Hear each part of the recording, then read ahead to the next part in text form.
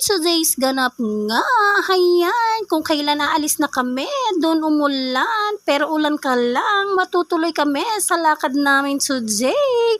At hayan, nandito na kami sa may arko ng Anam, at habang nilalakbay namin tong highway nito, bigla kaming napa-stop dahil may nakita kami sa daan ng ganitong pagkain, kaya lumamon muna kami at napabili kami dito sa mga tinda ni Kuya na masasarap. Hayan, ang daming pagpilian, kaya bigla kaming nagutom, kaya lemon is life muna kami ngayon. Heto nga ang aking in-order dahil nga nagutom ako at hindi ako nag-lunch. Ayan, kain muna kami at heto nga, nakarating na kami sa May Ramos at medyo malayo pa, kaya hayan, napa-stop na naman kami at nag-video sa mga view na nakikita namin. Tagal na nga namin pinaplano ito ng aking kaibigan na mamasyal at ngayon lang talaga natuloy kung kailan holiday, walang huli. At heto nga guys, nagpatuloy kami sa pagdadrive dahil nga malapit na kami at pagkadating namin, heto na ang magandang view dito sa May Ramos, sa may bukuhan, sa San Raimundo kung tawagin nila.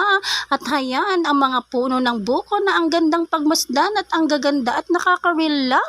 Heto nga guys, hindi na kinaya ng aming motor dahil nga maputik at madulas ang daan.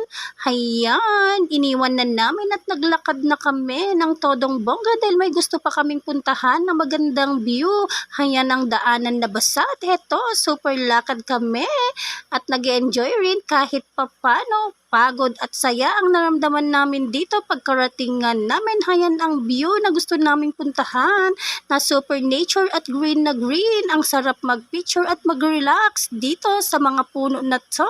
At ito, nag-enjoy na kami at super haggard na daw ang aking kaibigan. Hayan, kaya kailangan muna namin mag-retire. Sa haba ng biyahe namin, hayan, ito na ang view.